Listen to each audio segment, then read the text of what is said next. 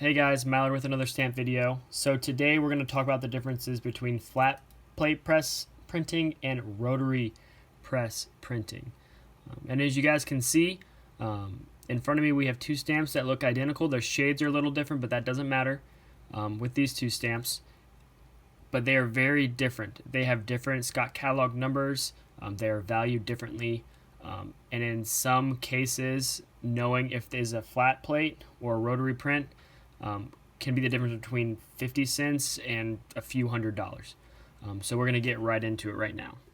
So the first thing I want to talk about are the different printing types. So flat plate, I want you guys to visualize in your heads like old-timey printing. When the printing press first came onto the scene, you put a sheet of paper in between two big plates. You would crank it down and the ink would be applied from the top to the sheet of paper, and the pressure of the plate on the top would then transfer the ink to the sheet. You lift up the lift up the weight, take the piece of paper out and put it on a stack. All right, just like this picture here.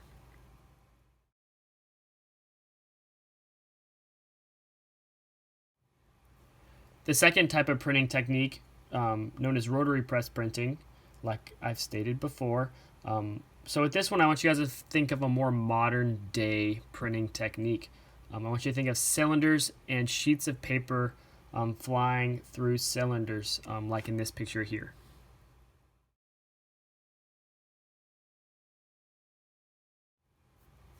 Rotary was able to then print more stamps quicker because they could just feed sheets of stamps through this rotary press and it would just get the job done. But with that technique, when the sheets of stamps would roll over the cylinders, it would actually stretch the picture just slightly enough to create different measurements. And those measurements are what we need to find out today in order to correctly identify these stamps here. So to start off, you're going to need to get a measuring device. So of course I have my perf gauge here. It has the millimeters up here. If you have a ruler, you can use that just so it has millimeters. So as you can tell, millimeters are super small. All right, and what we're going to be finding out is a measurement that's between 15 and 20 millimeters right here. If you need glasses, you might need glasses to figure this out. Okay, so what are we going to measure? All right, so like I said with flat plate print pressing, all right, that sounded weird. It's going to leave a pretty, normal impression. It's not going to be stretched too much. It's just going to be pushed down, and that's what you get basically. With rotary, since it's going over to cylinders, like I've said previously, it's going to be stretched a little bit, and it is stretched vertically and also horizontally. I always just measure the horizontal lines. Now, we're not measuring perf to perf. We're measuring frame to frame. All right, so frame to frame. Now, the measurements you want to be looking for with flat plate, all right, is 18.5 millimeters wide to 19 millimeters wide. So you have 18.5 to 19 is what you want to be looking for. Now with rotary, since it is a little bigger, we're going to be looking for 19.5 millimeters to 20 millimeters wide. Now I'm going to tell you right off the bat that this stamp is flat plate and this one is rotary. Because when I pick them up and show you guys the measurements, I want you guys to realize this one is going to be 18.5 to 19 millimeters wide, and this one should be 19.5 to 20 millimeters wide. All right, I'm going to pick them up. I'm leaving them in this mount here, so I don't have to touch the stamps, and I'm going to do my best to show you guys up close what measurements you need to look for and what they should look like. So I actually zoomed it in, because picking the stamps up in this mount just wasn't going to work. So we're just going to get right into it and look for it. So we know that this one's flat plate, this one's rotary, this one, the frame, should be 18.5 to 19 millimeters wide. Let's find out. All right, So let me just try to get this nice and straight.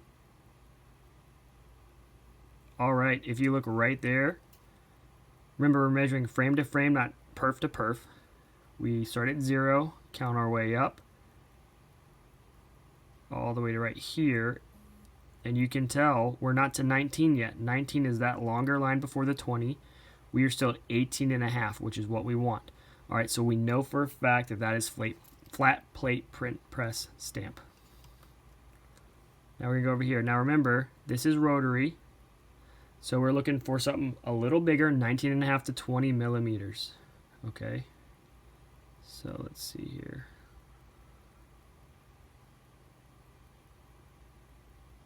Remember, we're measuring frame to frame. All right, and as you can tell, all right, we start at 0, go up here. That one is into the 19 right there. That is hitting the 19, almost a 20, and I actually have it a little off. So once I do this, it'll be even more obvious. There you go. All right, so as you can tell, this is squarely, firmly on the 19, going into the 19.5, almost a 20. Okay, so again, this is like super hard to tell. It's really, really small measurements, and you have to have a really, really good eye or really, really good magnifying glass. But once you figure out how to do it, this can help you determine one of the last steps in knowing what definitives are what. Now I'm going to go to Scott Catalog and figure out the prices for you guys. All right, so I went to the Scott's Catalog, got the prices. This is actually Scott number 444. Used condition is $3.50. This is Scott number 455 and is worth $1.40. If you're collecting US stamps, finding out how to identify the different definitives is really important, and this flat plate and rotary press is the last step. That's super easy. So yeah, I hope this video helped. I know this was something that I struggled with a lot. I didn't know the difference at all, and no one was teaching me, so I had to figure it out. And a lot of plays on the internet are a little confusing. So I'll leave a link actually down below for a website that I thought was pretty useful. But yeah, thanks for watching.